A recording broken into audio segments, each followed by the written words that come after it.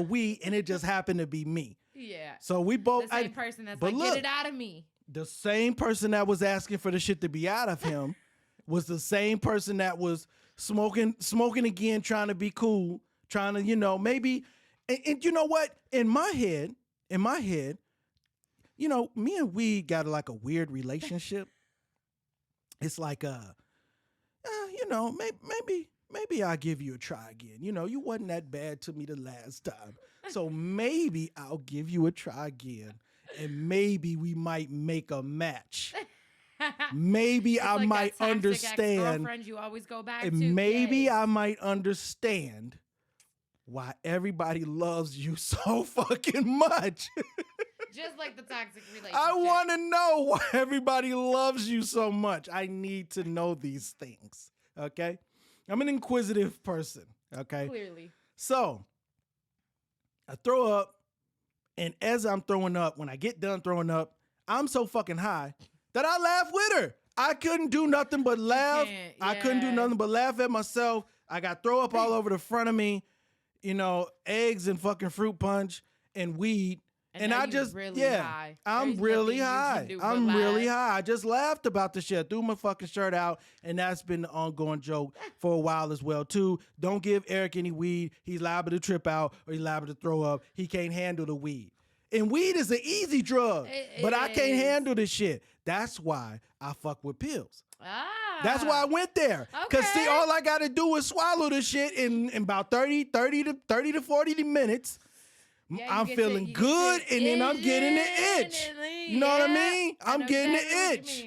I'm getting the itch at that point in time. So 30 to 40 minutes, I'm like, wow, this shit is amazing. So I've dibbled and dabbled. Now, there is some shit that I wanted to try, and the only reason why I wanted to try it is because Mike Tyson said it was cool. I only want to try shit that they say is cool. I don't want to fuck with crack because I've seen too many times what crack does to you.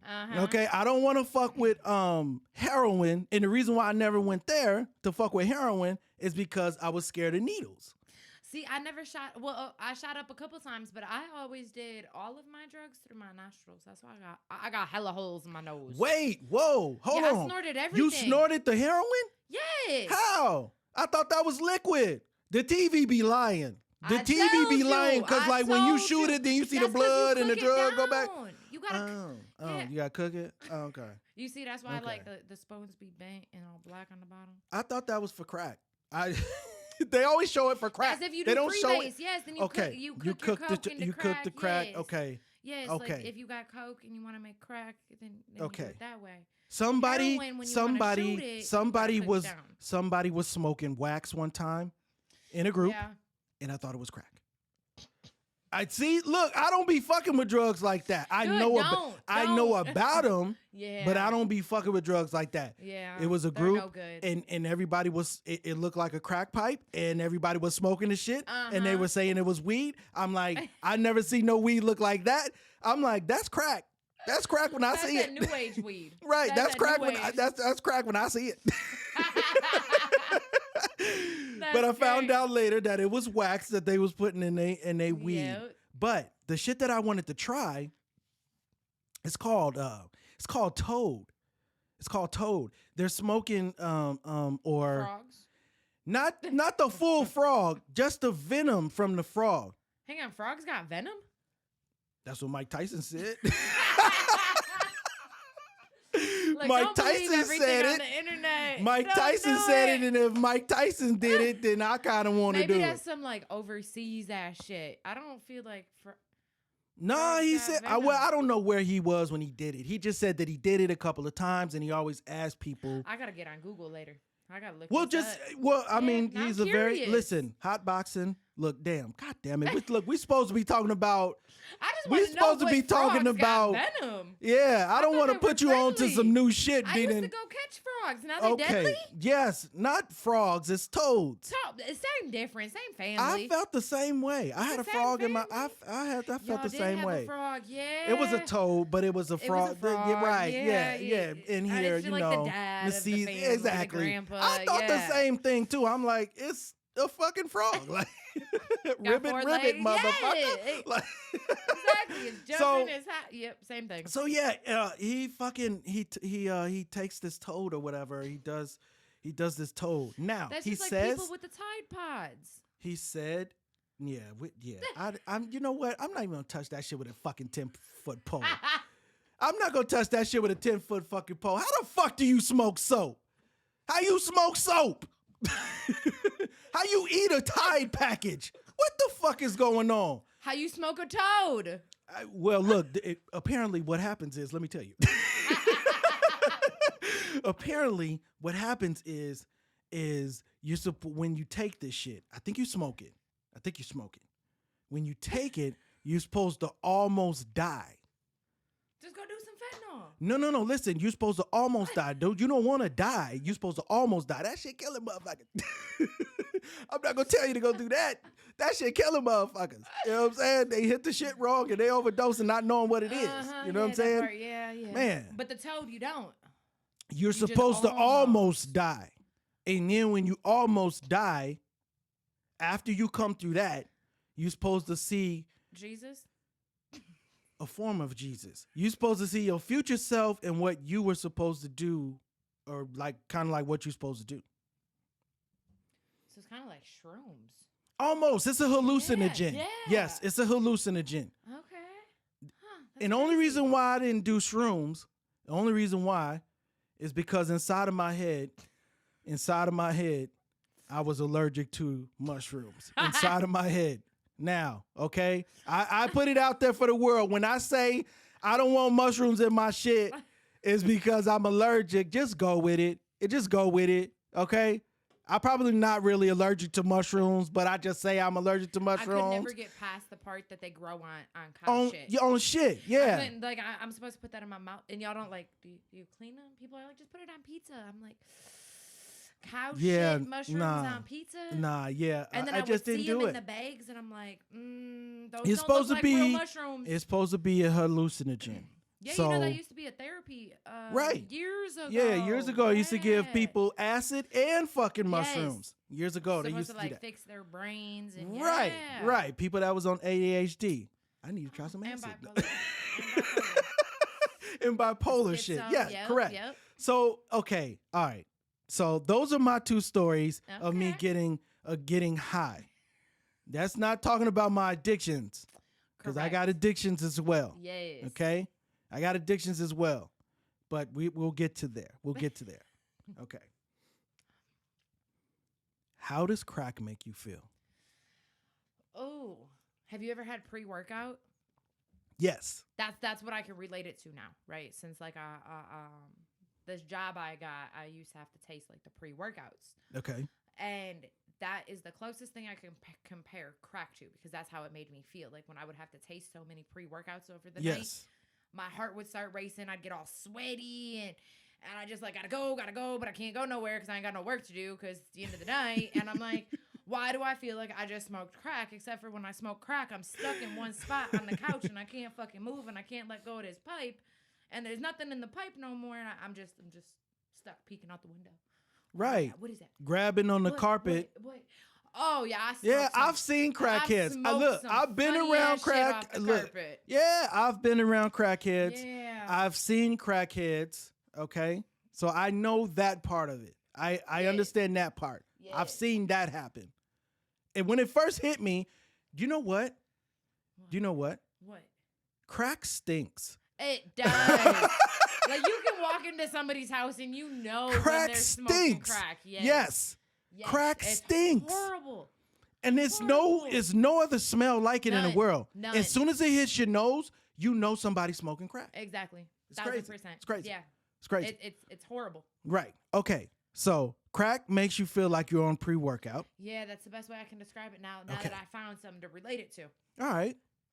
Oh, you know what else I wanted to try? What's that? Pre-workout? No. It has something to do with workout. I watched this documentary. Look, let me be clear. Let me set the record straight, okay? I don't need to watch documentaries because I do the opposite of what the documentary says. There's what's the other fucking pill that makes you It's like some focusing. Fuck, what the fuck is it called? They did a whole documentary on Netflix about it. And it's supposed to make kids Adderall. Oh!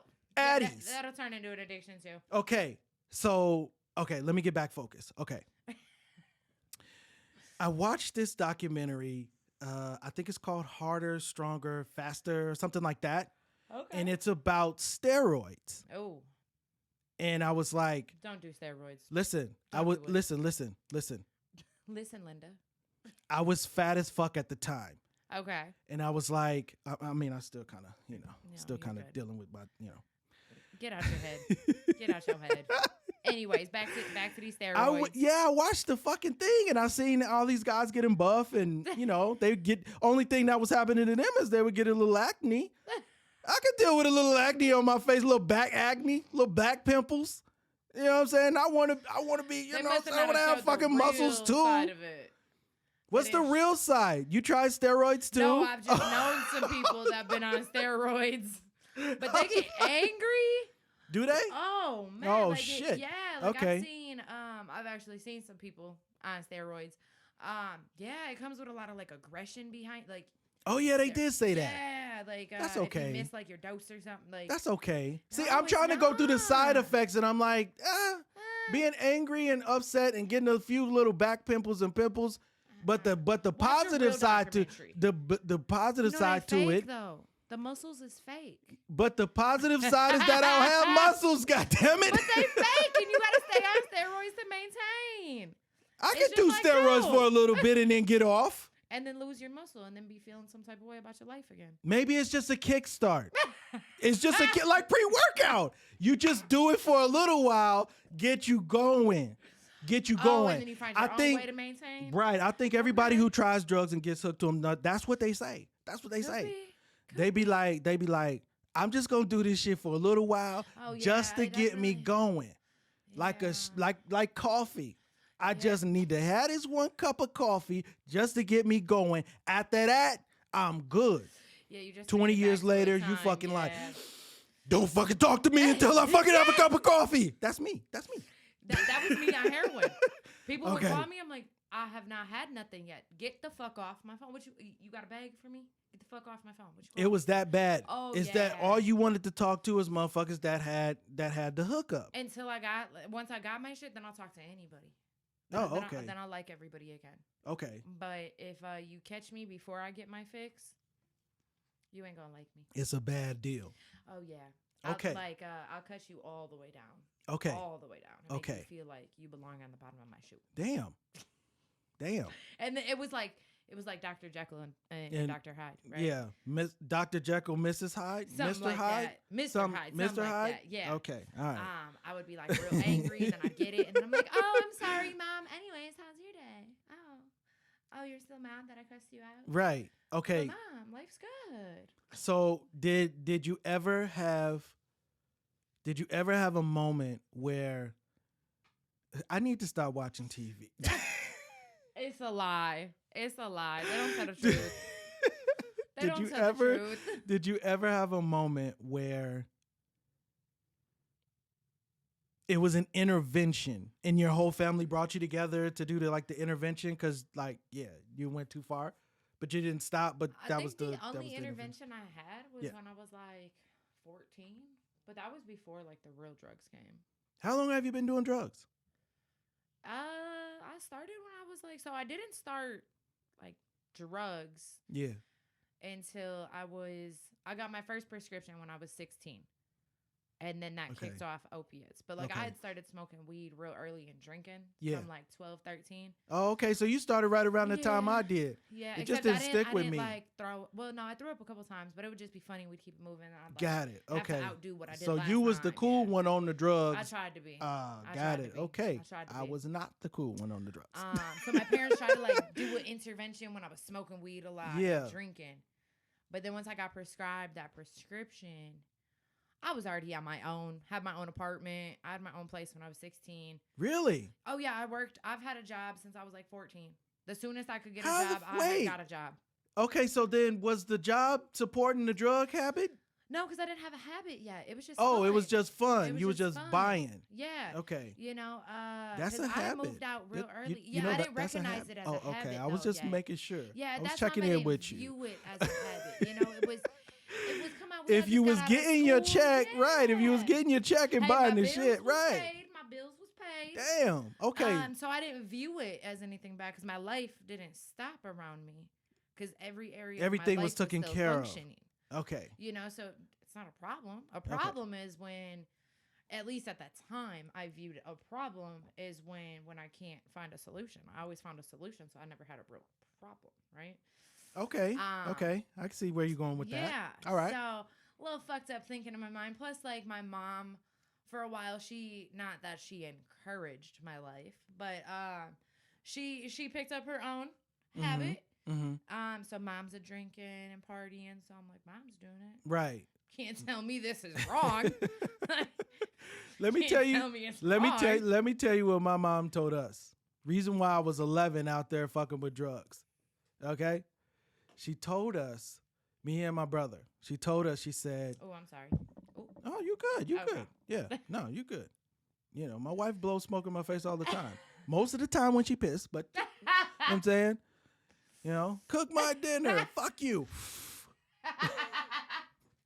That's great. I can see it too. I can kind of see it. You know what I'm saying? Blow smoke in my face. Real disrespectful like that. It's the kind of relationship we got. My mom told us, well, no, let me rephrase. Fuck that. Nope, gotta go back. Oh. Okay. My mom told my brother. She didn't tell me. I was just hanging with him, and I thought if the rules applied to him, which he was older, it was the same thing for me. Exactly. Same thing for me. Exactly. So the rule to him, once they found out that he was smoking weed, was if he can, I can. No. We don't want you to smoke in the streets. We'd rather you smoke with us. Yeah. I overheard that and was like, okay, it's okay for us to do drugs. Yep. Yeah. So that's kind of how it went. I don't want you partying out there, but you can party with. Yeah. Right. Yeah. So why I grew up with that same thing. Right. Why do parents do that? I don't know. They think I don't it's do protecting that. us. I don't do that. Are you sure? I don't do that. I don't do that shit. I condone other shit. Other addictive shit. I'm bad when it comes to other addictive shit. Yeah, I feel that. I'll be like, don't do drugs. But here, go worldwide surfing. Here's a fucking phone. Go nuts. Go fucking nuts. I'm going to give you a tablet, a phone, a computer. Everywhere you got to go, every way you can get out there to the World Wide Web, I want you to be able to do it. Yeah. And as a result of that, my oldest daughter, you know, she faked her age with fucking Facebook and shit. And she said she was like 25. She was like fucking 13. You know, these are the things that I did. Okay. That's fucking Every great. Christmas I was like, guess what you get? A new phone. Better, later, latest and greatest. I'm going to make sure I put that shit right in your fucking hands. That's what I did as a parent. Nothing wrong with that. Yes, the fuck it is. I mean, it's better than saying, hey, you can party at the house so you don't do it outside. It's the same thing. They partying on the fucking phone. Yeah, I'm letting them get to the world. It's not going to kill them unless they go meet an individual. You know what I mean? Like, I feel like I get where parents come from on, I don't want you out there doing this with others because I feel like you're safer if you do it here. Yeah. But you just opening the door of it's okay to do all of this stuff. Right. And therefore it opens fucking Pandora's box. You know course. what I mean? Of course. Oh, I was able to do all this at home. Well, now I don't live at home. Right. So if it was acceptable at home, it's acceptable It's acceptable everywhere. Exactly. Right. I'm probably continuing the trend. Yeah, I gave my daughter the phone. Yeah. When she has kids, she gonna get them the phone. Yeah. And then when they get their phone, they gonna give them the phone and shit. Right, right. I'm continuing the trend. Yeah, you are. You know what I'm saying? Yeah, you carrying it Fuck down. technology. I'm bullshitting, of course, but I mean, we as parents, we don't really think things all the way through because there's no handbook. There isn't. There's no handbook. It took me so a you long think, time to accept yeah, that you my think mom you're did doing not the have a right handbook. thing, right? You think you're doing the right thing in your you're not in so many ways. And then the outcome comes out, and then and it is what it is. Exactly. So you never had an intervention moment, or you did? Yeah, when I was younger. When you was younger. Yeah. Yeah, but so once I had like moved out and I was on my own. Yeah. I guess the only interventions I ever had was jails and institutions. Okay. You know what I mean? Like my mom or dad would be like, "Oh, you need to go get help," but it was never like, "Let's all get together and sit her down and tell her how she's causing a problem." Yeah. It was kind of more like me and my parents, we didn't have a relationship for a real long time because I was like out living my life. Right. And it was kind of, we just want to know you're okay, but we can't do anything for you until you try to help yourself. And I want to say like my relationships with my family started to get a little bit better when I got back from prison. Okay. And that at that time I was 22. So I moved out when I was 16. Yes. And I was on my own. Well, I've always been on my own, but it wasn't until I was on my way to prison that like my family like they connected with you at that point in my life like consistently, because they always told me like if I fuck up, that's not me. Yeah. But if I like own my own stuff, then they'll be there for me. But don't. If I'm looking for a way out, they're not like I did. They're not gonna bail you out. Exactly. They're not gonna bail you out. They just gonna, if you fuck up, you're on your own. Exactly. I ain't bailing you out. So what was that relationship like, or what was that conversation like when you first start talking to your mom and your pops? What was that conversation like when you kind of, realized you're in prison? How long were you in prison for? 18 months. 18 months. Yep. Okay. 18 months. All right. So I don't really think it was a conversation. It was kind of like I had called my parents and I was like, "Hey, I forgot, like pre-sentencing, right? Like the court date before you actually get sentenced." Okay. I was like, "I'm about to find out like what's on the table. If you guys would like to go, you're more than welcome to." And they came and they're like, seeing I was like taking accountability for my shit when I was in the courtroom.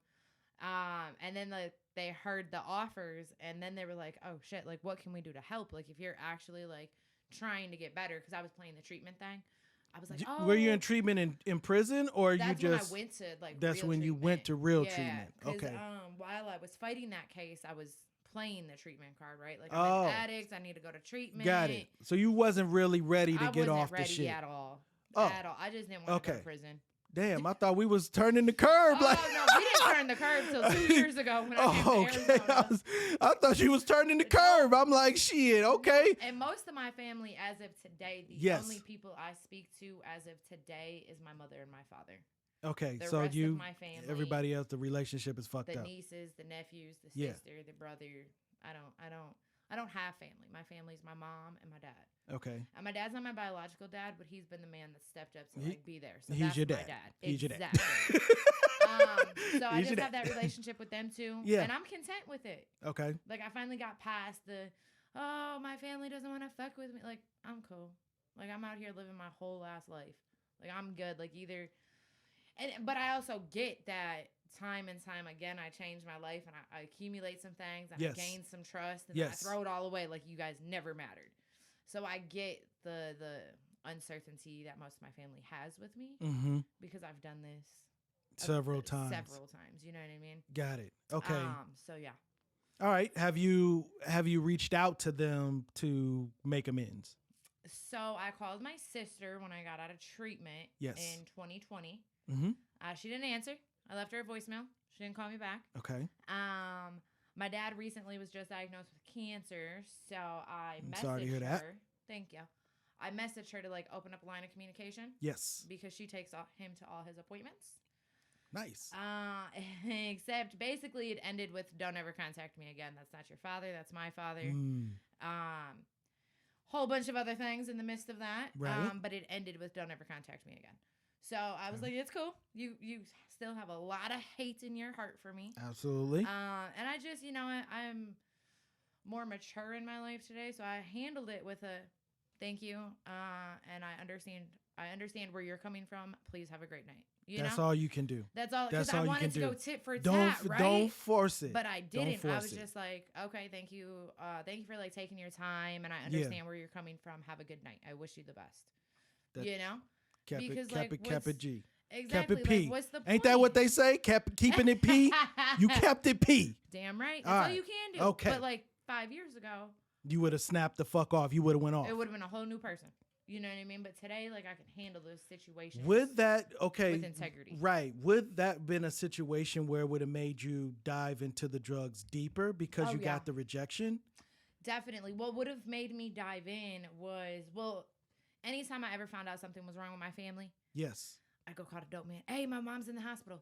Right? Like, let me get a bag. So right? you were looking for reasons to get high again. This time? Well, so when I heard about my dad, actually that didn't come into my mind. You know, and that's where I started to recognize my growth is because in the past, anything that would happen with my family, I use that as an excuse to dive deeper into my addiction. Got it. You know, because now I can justify whatever I do. Mom's sick, dad's sick, brother's sick. I can justify whatever bad decision I make. Absolutely. But I felt the same way. Yeah. I felt the same way.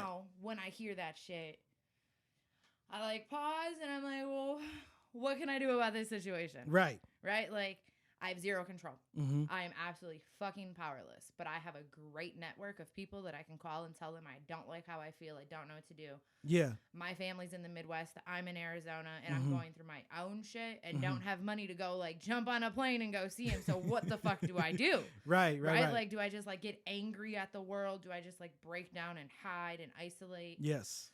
But, like, I got great fucking people, and I work a program of recovery today that teaches me that I'm powerless over everything else but how I react to situations. Got it. So as long as I react to it in not a way that's going to harm myself or others, I'm going to get through it as long as I don't pick up. Okay. So my next question to you is... I liked how you made that face. Now you got me curious. What's it going to be? What's it going to be? Shit, don't make me step up to the fucking bucket in the fucking smoke in a 2-liter bottle. I'm going to face plant and fuck the question up. Damn it. Get it out of me. Get it out of me. That's what I should name this episode. Get it out of me. Right? Fuck. Okay. Don't put that pressure on me. Okay. Too late. It's already there. I'm thinking of, So look. Adjust yourself. Yeah. Bring it back. Bring it back. No. Cause this show is so freestyle and off of the cuff.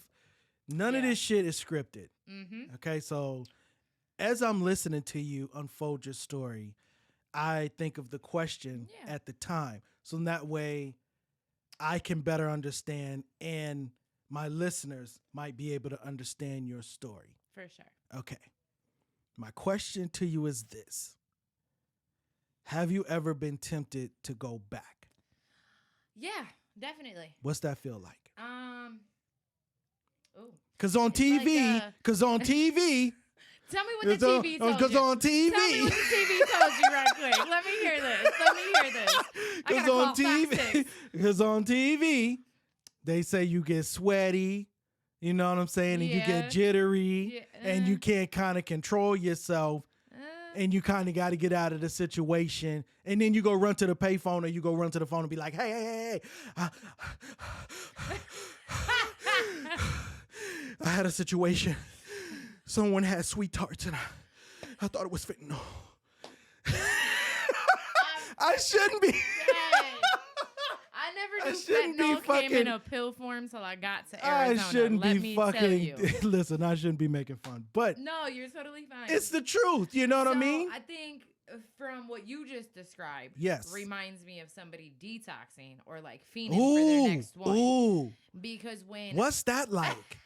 What's kind detoxing of what you like? Fucking explain, right? Like you're hot, you're sweaty, you're cold, you're shitting and pissing all over yourself and puking all at the same fucking time. Man, see, it's So I detoxed off of methadone and fentanyl this last time. Okay. And methadone attacks like your bones.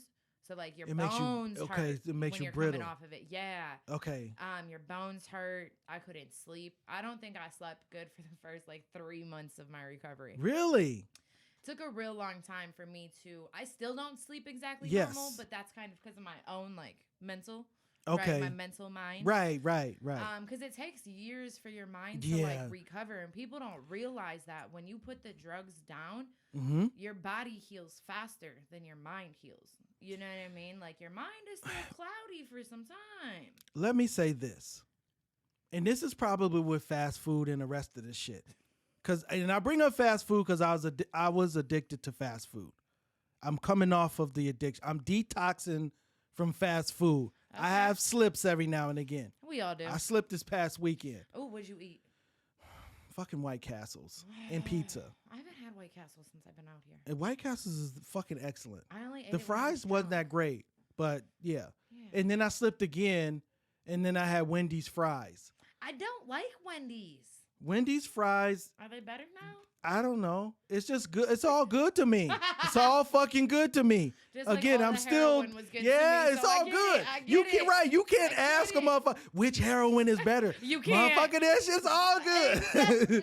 Right. So it's all good to me. Yes. So I have issues with fast food and coming off of that shit and trying to eat right and stuff like that. And your body goes through a detox just right. That. So what my point, right, is that as long as you're eating bad. Yep. Right, as long as it fucking you're eating bad and doing whatever you're doing, right? That's how long it's gonna take your body to recover from that shit. So if you're doing it for 7, 8 years, 10, 12, it's gonna take you just that long to become normal again. Yeah, because you're rewiring and reprogramming your brain. Yes. You know, because like early on in my recovery, it was second nature when something bad happened.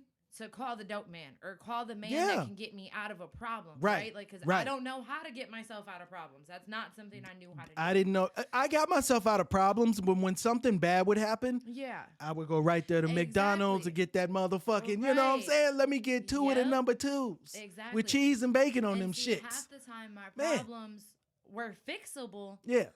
But I was so clouded by drugs that I couldn't find the fixable because the only fix I knew was get more dope. Okay. Because it makes me forget that this even exists and this is a thing. Like, all right. So it's true.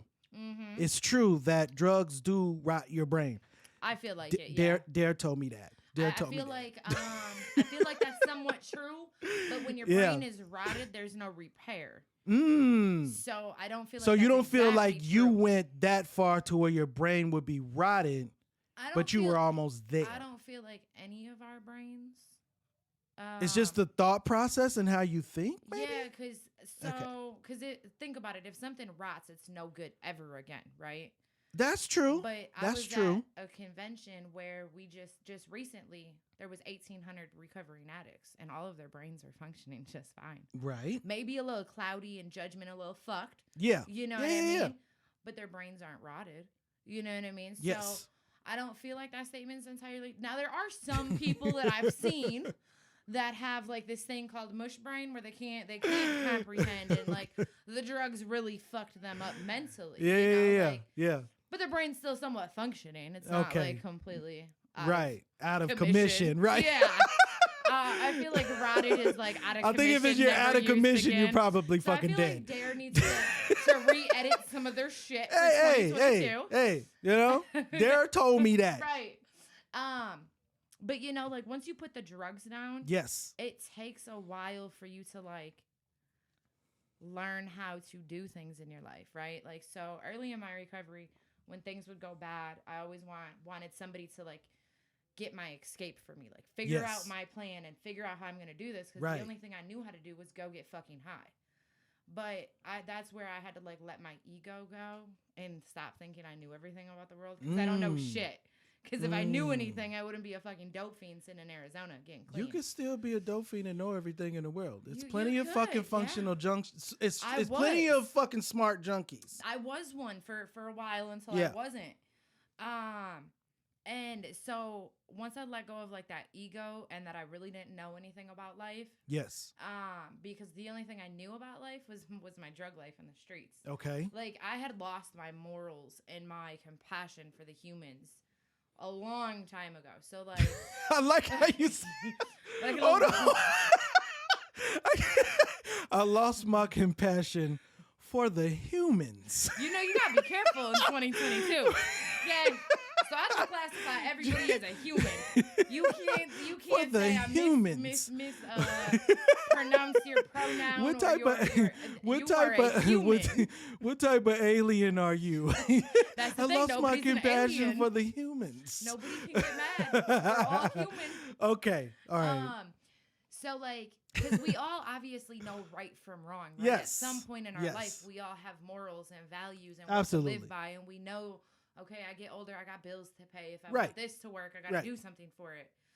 But throughout my addiction, I, like, forgot all of that because now I've got all this dope in my mind, and that's all I can see.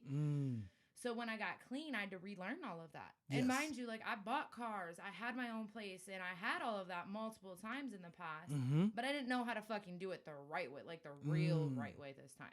Like, do you feel like it's harder to do it the right way than it would it's so be? fucking easy. That's awesome. It's so I thought you was fucking gonna be like, oh my easy. God, it's so fucking hard. No. My fucking bills.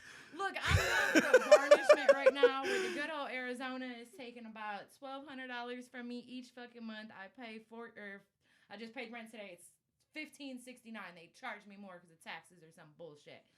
Everybody is fucked right now. My first instinct, right, when I first got hit with this garnishment, yes, I'm like, oh my God, I got my trips coming up. I'm going on a cruise. I got to go to Seattle. Like, I got all this shit going on. How are they going to take all this money from me? Like, what the fuck?